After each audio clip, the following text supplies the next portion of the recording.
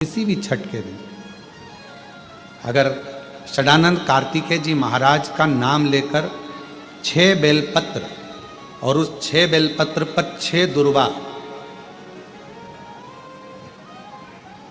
6 पुष्प, 6 अक्षत के दाने रखकर षडानंद कार्तिकेय बाबा के स्मरण कर कर शिवलिंग की जो जलाधारी है उस जलाधारी पर जहाँ अशोक सुंदरी का स्थान है उसी के पास में कार्तिकेय जी का स्थान है। किसी भी छठ पर यदि आप बाबा को वो बेलपत्र, वो दुर्वा, वो पुष्प, वो अक्षत का दाना 6 समर्पित करते हैं, किसी भी छठ के दिन, षष्ठी के दिन स्कंद भगवान का नाम लेकर, स्कंदेश्वर बाबा का नाम लेकर, कार्तिकेय बाबा का नाम लेकर यदि समर्पित करते हैं तो जिंदगी में कितना भी कर्जा हो वो कर्जा 3 महीने के अंदर समाप्त होता ही है। कितना भी कर्जा। स्वामी शंकर की कथा इंद्र और इंद्राणी का चरित्र कह रहा है। यो स्वयं इंद्राणी ने कह दिया, स्वयं इंद्राणी ने कह दिया कि शिव गुरु जिसको मिल गया, भगवान शंकर को जिसने अपना गुरु मान लिया, शिव तत्व को, शंकर को जिसने अपना गुरु मान लिया, फिर वो कभी अपने मार्ग से भटकता ही नहीं है। इसलिए शिव के सिवा कहीं दिल ना लगाना, शिव के सिवा कहीं दिल ना। और हम फिर निवेदन करें मेरी जीजियों से, मेरे जीजाओं से, मेरी बेटियों से, बेटाओं से, मेरी माताओं से, यदि संसार सागर में तुमको कोई असली गुरु ना मिले, संसार सागर में तुमको कोई ऐसा गुरु ना मिले जो तुम्हारे मन के हिसाब से ना हो, संसार सागर में कोई तुमको ऐसा गुरु ना मिले जो तुम्हें पथ ना बता रहा हो, सही मार्ग ना दिखा रहा हो, तब तक कोई गुरु मत बनाना।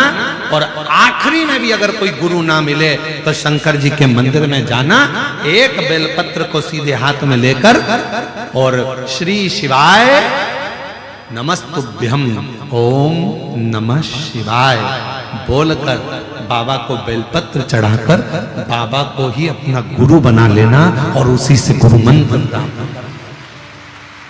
उसी से कोई नहीं मिल रहा, गुरु का काम है आपके अंदर विश्वास पैदा करना। गुरुवार के दिन आपको यश नहीं मिल रहा तो बेलपत्री के पेड़ के नीचे हल्दी का शिवलिंग का निर्माण करो। हल्दी पिसी हुई हल्दी का शिवलिंग का निर्माण करो, उसका पूजन कर कर घी का दिया लगाकर भगवान शंकर की वही हल्दी का शिवलिंग का तिलक अपने हृदय पर चाहे पुरुष हो चाहे स्त्री हो, अपने हृदय पर कंठ के पास उस तिलक को लगाएं और बाबा का विसर्जन उसी बेलपत्री के पेड़ के नीचे जल डालकर कर दें। महाराज यश मिलना प्रारंभ हो जाता है। केवल ये यश के लिए ही नहीं होता, इसका एक क्रम और है। मान लो आप किसी मीटिंग में बैठे हो, किसी अच्छी जगह पर बैठे हो, किसी कंपनी के इंटरव्यू में बैठे हुए हो, आप किसी कार्य के लिए जा रहे हो और वो कार्य बहुत जरूरी है कि इस व्यक्ति से मुझे ये पैसे निकलवाना है, इस व्यक्ति से मुझे ये काम निकलवाना है, और वो व्यक्ति बहुत दिन से हाथ में आ ही नहीं रहा, तो उसके लिए भी ये कार्य किया जाता। अर्थात कीर्ति शुद्ध हो, पवित्र हो और यश की प्राप्ति। एक भाव वर्णन किया है। एक ही तरह का प्रसाद एक ही पात्र में हम भगवान के शंकर जी के सामने रखे और उसमें हमने बेलपत्री नहीं रखी या उसको हमने हाथ से 3 हिस्से नहीं करे या थोड़ा सा भाग हमने अलग नहीं करा, तो उसमें महाराज भगवान शिव के जो गण हैं उनका हिस्सा हो जाता है। पहला चंदेश्वर का, दूसरा चंदाशु का, तीसरा चंडाली का, चौथा विश्वसेन का और 5वां चंड का हिस्सा उस प्रसाद में हो जाता है। शिव महापुराण की कथा कर रही है, भगवान शंकर का चरित्र कर रहा है कि भगवान शिव के सामने जो भी हम भगवान के सामने प्रसाद रखें उसमें बेलपत्र अवश्य चढ़ना चाहिए या थोड़ा सा भाग में अंतर कर देना चाहिए। जैसे आप भगवान शंकर के सामने रखें, आपने चिरौंजी रखी, चना रखा, चूरमा रखा या कोई दही का पंचामृत रखा, उसमें भी आप एक बेलपत्र समर्पित कर सकते हैं। क्यों? बेलपत्र उसमें डाल देने से या भाग विभाजन कर देने से भगवान शंकर के गणों का जो हिस्सा है वो हिस्सा नहीं रहता। फिर आप उसको ले जाकर अपने भाग के अनुसार उसको प्रयोग में ले सकते हैं, आप उसको पा सकते हैं। अब और अच्छे से समझ लीजिए, प्रसाद शिव जी का प्रसाद और अन्य प्रसाद में एक अंतर रहता है कि शंकर भगवान के प्रसाद को आप नहीं भी पाते हैं तो केवल अगर दर्शन मात्र कर लेते हैं तो भी ना जाने करोड़ों करोड़ों पाप हमारे जीवन के समाप्त हो जाते हैं, केवल दर्शन मात्र। है कि शमी वृक्ष की पत्ती को जब कोई नारी, पुरुष, बच्चा, बूढ़ा, जवान उस शमी के पत्ते को बेलपत्र के साथ लेकर जब शिवालय तक जाता है, जितनी देर तक वो शमी का पत्ता उसके हाथ में रहता है, जितनी देर तक शमी का पत्र उसके घर में रहता है, जितनी देर तक शमी का पत्र उसके स्पर्श में रहता है, उतने उतने शरीर के रोग, दुख, ताप काट देता है और उसे अलग से बल प्रदान कर देता है। शमी पत्र अभी कोई महापुराण की कथा कहती है, अगर मन में कोई संशय उत्पन्न हो गया, मन में कोई बड़ी भारी संकट उत्पन्न हो गया, कोई ऐसी बात तुम्हारे मन में आकर खड़ी हो गई है जिस बात का कोई निर्णय नहीं निकल रहा, तो बेलपत्र को हाथ की हथेली में रखकर अपने हृदय से उसको लगाकर मन से बाबा को अपने मन की बात कहकर जब वो बेलपत्र हम शिव जी को समर्पित करते हैं, मान लो हम कुछ नहीं कह पाए बाबा भोलेनाथ जी को, हम अपने दिल की बात शंकर भगवान को कुछ नहीं बता पाए और कुछ रह भी गया तो हमारे मन की बात भगवान देवाधिदेव महादेव स्वीकार कर लेते हैं एक बेलपत्र के माध्यम से। जो हम चाहते हैं शिव उसको स्वीकार कर कर हमारी झोली खुशियों से भरना प्रारंभ कर। एक बेलपत्र हमारी पूरी बात को शिव जी तक कह देते। सुंदरेश्वर महादेव इतने सुंदर चेहरे का तेज इतना था मेरे शंकर भगवान का कि मीनाक्षी के सामने जैसे ही मेरे देवाधिदेव महादेव, मेरे महाकाल राजा, मेरे विश्वनाथ, मेरे कृष्णेश्वर नाथ, मेरे भीमा शंकर, मेरे त्र्यंबक नाथ जैसे ही सामने आए, मीनाक्षी के आंख बार बार बंद चालू होने लगी शिव के तेज को देखकर। शिव इतने सुंदर थे, इतने सुंदर। आज भी शिव महापुराण की कथा कहती है जिसके शरीर में काया का रोग हो जाता है, सोराइसिस जैसी बीमारी हो जाती है, खाल निकलने लगती है, चेहरे पर कालापन आ जाता है, आंखों के नीचे कालापन आ जाता है, या शरीर में काले काले धब्बे पूरे शरीर में कहीं पर भी पड़ जाएं, डॉक्टर का इलाज करवाओ, डॉक्टर को शिव मानो, जो दवाइयाँ दे वो खाओ, जांचें करने की बोले जांचें कराओ, पर साथ में एक काम और करो, शंकर भगवान को 5 बेलपत्र 5 दुर्वा समर्पित कर कर एक ही लोटे से 5 बार थोड़ा थोड़ा जल सुंदरेश्वर महादेव के नाम से चढ़ाओ। कौन से महादेव? सुंदरेश्वर महादेव। जो जल चढ़ाया है उस जल को कटोरी में झेल कर लेकर आओ, 5 दुर्वा में से एक दुर्वा एक बेलपत्र उठाकर ले आओ, बेलपत्री को सुबह के समय खा लो, दुर्वा को प्रदोष काल में खा लो और वो पानी को पूरे शरीर पर 5 बार लगाना चालू कर दो। शरीर में कितना भी अगर कालापन आ रहा होगा, छट्टे पड़े होंगे, सोराइसिस जैसी बीमारी भी होगी, तो लगभग 1.5 महीने के अंदर पूरा काया ठीक होना प्रारंभ हो जाएगी। सुंदरेश्वर महादेव का इतना महत्व, इतना महत्व। कौन से महादेव? सुंदरेश्वर महादेव। शिव का प्रतिबिंब स्वरूप देखा मीनाक्षी ने, शंकर भगवान का स्वरूप देखा, राजा मलय ध्वज को मालूम पड़ा और राजा मलय ध्वज ने हाथ जोड़कर सुंदरेश्वर महादेव के साथ में मीनाक्षी देवी का मंगल विवाह कर दिया। जब सुंदरेश्वर महादेव के पास में मीनाक्षी जी आई तो शिव जी ने कहा, ए मीनाक्षी, याद करो तुम पार्वती हो, मेरे करीब में बैठकर मेरे त्रिगुणाकार स्वरूप का वर्णन कर रही थी, तुम्हारे मन में भाव आ गया था कि त्रिगुणाकार प्रभु के लिए मैं भी त्रिगुणाकार कोई स्वरूप धारण करूं, इसलिए तुम्हारा जन्म मलय ध्वज के घर में हुआ और तुम्हारे 3 स्तन हुए। 3 स्तन होने पर तुम्हारा एक स्तन मुझे देखकर नीचे गिरा और तुम मुझे सुंदरेश्वर महादेव के रूप में प्राप्त कर ली। हे मीनाक्षी, संसार सागर के उद्धार के लिए तुम मीनाक्षी के रूप में पूजाओगी और मैं सुंदरेश्वर महादेव के रूप में पूजाऊंगा।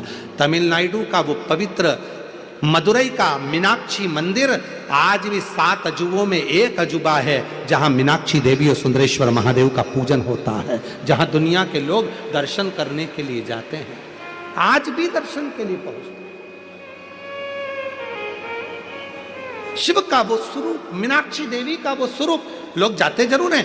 कहां गए थे? मदुरई गए थे। कहां गए थे? तमिलनाडु में मदुरई में मीनाक्षी मंदिर गए थे दर्शन करने का। इतना बड़ा मंदिर, 7 अजूबों में एक मंदिर। कभी मदुरई के उस मीनाक्षी मंदिर का इतिहास थोड़ा तो स्मरण में लाओ कि आखिर मीनाक्षी देवी थी कौन, सुंदरेश्वर महादेव थे कौन, क्यों प्रकट हुए, क्या कारण बन गया था कि माता मीनाक्षी के 3 स्तन हो गए थे, कारण क्या बन गया था, उसका स्मरण अपनी बुद्धि में होना चाहिए। आने वाली पीढ़ी, आने वाले बच्चे जब मदुरई जाएंगे तो आप उनको बता सकती हो कि यह मीनाक्षी देवी का मंदिर है जो माँ पार्वती का स्वरूप था, त्रिगुणाकार प्रभु के लिए त्रिगुण स्वरूप धारण करा था, इसलिए इनके 3 स्तन हो गए थे। बच्चे पूछेंगे मम्मी ये कौन सी माता है जिनके 3 स्तनों का दर्शन होता है? बताना पड़ेगा आपको कि त्रिगुणाकार प्रभु के लिए त्रिगुणाकार स्वरूप धारण करने वाली वो मां मीनाक्षी थी, वो माता मीनाक्षी का स्वरूप था। त्रिगुणाकार प्रभु के लिए वो मां मीनाक्षी। समय आया, देवराज महाराज आनंद पाए। इंद्राणी ने सोच लिया कि अब मैं किसी को नहीं भजू, मैं शंकर शिव जी की आराधना में, कहीं यहाँ शिवलिंग का निर्माण करती, कहीं वहां शिवलिंग का निर्माण करती, आराधना में डूब गई, शंकर की आराधना कर रही, पूजन कर रही, साधना कर रही। शंकर भगवान की साधना में इंद्राणी इतनी डूब गई कि शंकर भगवान को आना पड़ा, गुरु बनकर ज्ञान देना पड़ा। ये वही बस्तर की भूमि है, ये वही इंद्रावती नदी है जिसके तट पर भगवान शंकर गुरु बनकर प्रकट होकर इंद्राणी को वर देते हैं, इंद्र को ज्ञान देते हैं और इंद्राणी के साथ इंद्र को वापस भेज देते हैं। संगत से हटाकर वापस अच्छी संगत में लगा देते हैं। तब वहां मंदाकिनी नाम की एक सुंदर से भाव से श्रवण कर रही थी अप्सरा। देखा, कहा क्यों चिंता करती है, तूने मेरे शिव गुरु के वचन को श्रवण करा है, तू इस संसार सागर में इंद्रावती नाम से श्रेष्ठ होगी और तेरे भी जल से निकलने वाला पाषाण शंकर का एक स्वरूप होगा और वो इंद्रावती आज कल कल कर कर बहकर गोदावरी मां में मिल जाएगी। इंद्र जानते थे कि मैं गलत कर रहा हूं, पृथ्वी पर भ्रमण करने के लिए आया हूं, मृत्युलोक में भ्रमण करने के लिए आया हूं, पर एक स्त्री के चक्र में इंद्र आ जाते हैं। और इंद्राणी को लगा कि मेरा पति कहां गया, इतने दिन हो गए, भटक गया, ना जाने कहां चले गया। ढूंढते ढूंढते मृत्युलोक में आ गई और मृत्युलोक में ढूंढते ढूंढते इसी बस्तर क्षेत्र में इंद्राणी पहुंच गई। इसी बस्तर ढूंढते ढूंढते पार्वती मैया मिल गई और मां जगत जननी ने कह दिया क्या चाहती हो? कहा मेरा पति मार्ग से भटक गया है, उसको मार्ग दिखाइए। पार्वती मैया ने कहा मार्ग दिखाने का काम मेरा नहीं, सतमार्ग बताने का काम तो देवाधिदेव महादेव का है, क्योंकि वो विश्व गुरु जगत गुरु सब वही, वो मार्ग बता। कि भगवान ने हमारे साथ बुरा करा, लोग कहते हैं अच्छे लोगों के साथ बुरा क्यों होता है, पर याद रखना अच्छे के साथ बुरा इसलिए होता है कि भगवान उसको पकड़कर अपनी मंजिल तक ले जाना चाहता है। बुरा इसलिए हो रहा है कि भगवान उसको संभालना चाहता है। बुरा इसलिए हो रहा है क्योंकि वो उसको हाथ पकड़कर उसकी मंजिल तक पहुंचाना चाहता है। आप उसको समझते नहीं, बस अपनी बुद्धि से लगे और कह दिया बेचारा कितना अच्छा था, मंदिर जाता था, 1 लोटा जल चढ़ाता था। कई लोग कहते अरे गुरुजी हम मंदिर गए, हमने भगवान को जल चढ़ाया, भगवान की सेवा करी, भगवान का स्मरण करा, उसके बाद मेरा एक्सीडेंट हुआ, मेरा हाथ टूट गया। अच्छा हुआ कि तूने जल चढ़ाया और हाथ टूटा, नहीं तो उस समय पर तो तेरे प्राण जाने का समय था। पर बड़े तलवार की नोक को भगवान ने सुई की नोक पर निकाल दिया और तेरे हाथ को तोड़कर उस समय की काल घटना को पूरे कर्म कर बंदे वरना पछताएगा, भगवान की आंखों से तू बच नहीं पाएगा, तू बच नहीं पाएगा। और भगवान शिव ने इंद्र को मार्ग प्रशस्त कर दिया।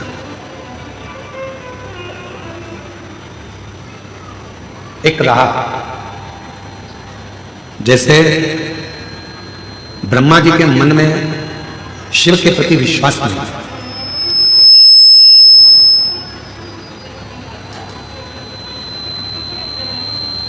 और ब्रह्मा जी के मन में जब भगवान देवादिदेव महादेव के प्रति विश्वास नहीं था, भरोसा नहीं था, दृढ़ता नहीं थी, तो ब्रह्मा जी बहुत भटके।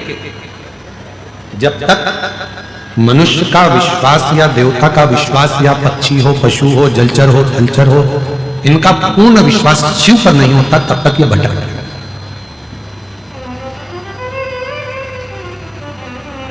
शिवलिंग में चरण ढूंढने का प्रयास मत करो। शिवलिंग में भगवान शंकर का मुख ढूंढने का प्रयास मत करो। शिवलिंग में शीश ढूंढने का प्रयास मत करो। शिव महापुराण की कथा कहती है शिवलिंग में केवल शंकर को ढूंढने का और अपने भीतर की शांति ढूंढने का प्रयास करो, तो शिव अपने आप प्रकट हो जाए। अपने आप हम मंदिर में जाकर भी भगवान के उस मंदिर में हम भगवान को ढूंढने का प्रयास करते हैं।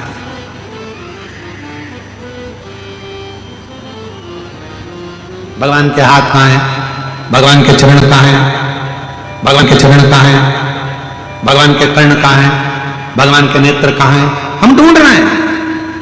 और शिव महापुराण की कथा कहती है जब शंकर भगवान के शिवलिंग के सम्मुख में पहुंचो, दोनों हाथ जब आप भगवान शंकर के शिवलिंग को छुओ, स्पर्श करो, तब तुम्हारे भीतर एक भाव उत्पन्न होना चाहिए कि जो ओंकार है, जो शिव है, स्पर्श करते ही मेरे भीतर समाहित हो गया और सामने के ज्योतिर्लिंग से मेरे भीतर का आत्मलिंग मिलन कर रहा है और वो शिव मुझ में ही समा रहा है और वो शिव का दर्शन मैं कर रहा हूं। उसमें चरण नहीं ढूंढना, उसमें तुम्हारे माता पिता के पास कितनी प्रॉपर्टी उससे मतलब मत रखो। भगवान के पास में जब जाओ तो मंदिर में जाकर कहना परमात्मा से कि मुझे उस लायक बनाना कि एक दिन मेरे माता पिता भी छाती ठोक कर कहें हम उसके बाप और माँ है जिसके पास में इतना। ब्रह्मा जी ने गलती कर दी और ब्रह्मा जी ने आकर कह दिया कि आपको क्या भगवान के चरण मिले? भगवान नारायण ने कह दिया मुझे चरण नहीं मिले, मुझे भगवान शिव के चरण नहीं मिले, क्योंकि भगवान नारायण शंकर भगवान के चरण ढूंढ ही नहीं रहे थे, ढूंढे ही नहीं। जिसके अंदर विश्वास जब पक्का हो जाता है तो फिर उसको ढूंढना नहीं पड़ता। एक पत्र है, अच्छा है, सुनो। शंकर का चरित्र कहता है, शिव तत्व कहता है, भगवान नारायण ने चरण नहीं ढूंढा, भगवान नारायण चरण नहीं ढूंढते, ढूंढते ही नहीं। भगवान ब्रह्मा जी गए, गौमाता को लेकर आए, केतकी के फूल को लेकर आए, चलकर बोल रहे ना भगवान विष्णु के सामने की शीश मिल गया, शीश मिल गया नहीं। जैसे ही भगवान नारायण ने एक बार सत्य कह दिया, शिव जी के शिवलिंग में से आकाशवाणी हुई है नारायण तुमने मेरे सामने सत्य कहा है, आज से तुम्हारा नाम सत्य नारायण होगा। सत्य शंकर पर चढ़ा देगा, उसे 1000 गौ हत्या के बराबर दोष लग जाएगा। केतकी का पुष्प रो। ब्रह्मा जी फिर झूठ बोले, तब भगवान शंकर ने अपने पांव के अंगूठे के नख को तोड़कर काल भैरव प्रकट कर लिया। काल भैरव से कहा जाओ ब्रह्मा का सिर काट दो, जिस ब्रह्मा के मुख से झूठ बोला जा रहा है। काल भैरव ने अपनी चिटी उंगली का नख तोड़ा, ब्रह्मा जी के शीश पर फेंक मारा। जैसे ही ब्रह्मा जी का शीश कटा हुआ शीश झूठ बोलता हुआ लुढ़कता गया, तो ब्रह्मा जी के कटे हुए शीश से जो रक्त निकला उससे एक नदी प्रकट हो गई जिसका नाम कर्मनाशा हो गया, जो आज भी उत्तर प्रदेश में बहती है। उत्तर प्रदेश गवर्नमेंट ने उस नदी के बाहर बड़े बड़े बोर्ड लगा के रखे हैं, यह कर्मनाशा नदी है। इस नदी में अगर कोई भूल से भी हाथ डाल देता है, उसकी 71 पीढ़ी में अगर कोई पुण्य करा होता है, उद्यापन करा होता है, दान करा होता है, वो सब समाप्त हो जाता है। इसलिए कर्मनाशा नदी पर आज भी पूरी दुनिया में एक नदी ऐसी है जिसका पानी कुत्ता भी नहीं पीता है। पूरी दुनिया में एक नदी ऐसी है जिसके घाट पर पक्षी भी नहीं बैठता है, वो कर्मनाशा नदी जो उत्तर प्रदेश में बहती है। आज भी वो कर्मों का नाश कर देती है, इसलिए उसका स्पर्श नहीं किया जाता, उसके पानी का छींटा नहीं लिया जाता। ब्रह्मा जी का कटा हुआ शीश देखा, निवेदन करा भगवान विष्णु ने शीश का क्या होगा। तब भगवान ने उसको बट वृक्ष बना दिया, बट वृक्ष बना दिया।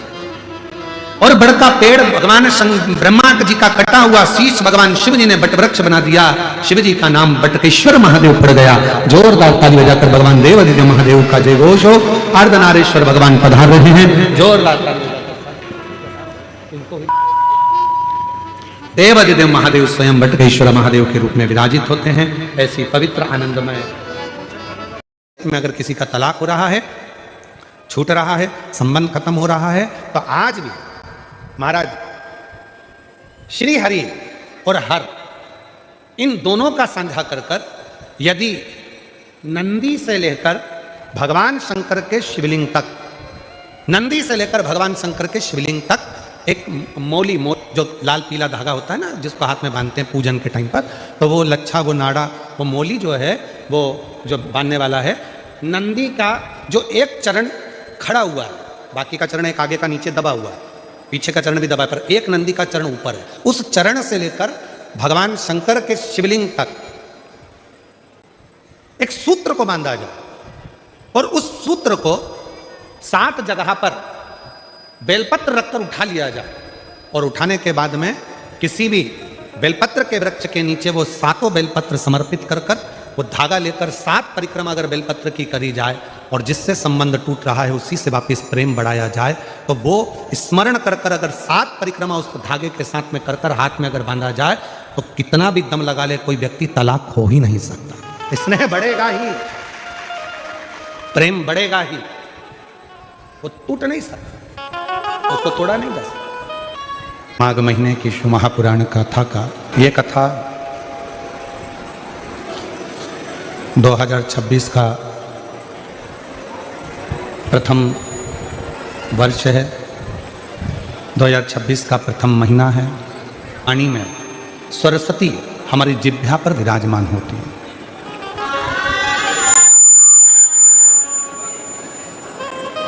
अब वो पल ना तो आपको मालूम है ना हमको मालूम है, उस पल का स्मरण ना आपको है ना हमको है कि वो कौन सा पल है जिस पल में सरस्वती मैया हमारी जिह्वा पर आकर बैठती है और जिह्वा पर बैठकर हम जो बोलते हैं वो पूर्ण होता है। ना हमको मालूम ना आपको मालूम।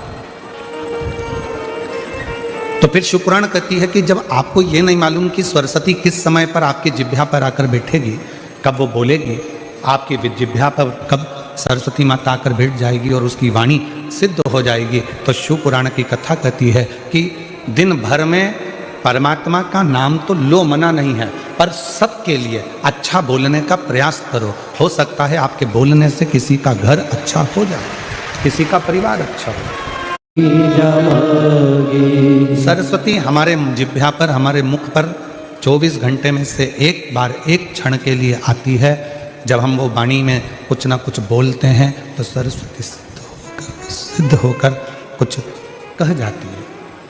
कब वो सरस्वती आएगी, कब वो वाणी निकलेगी, कब वो सरस्वती प्रकट होगी, कब वो वाणी निकलेगी, कब सिद्ध होगी।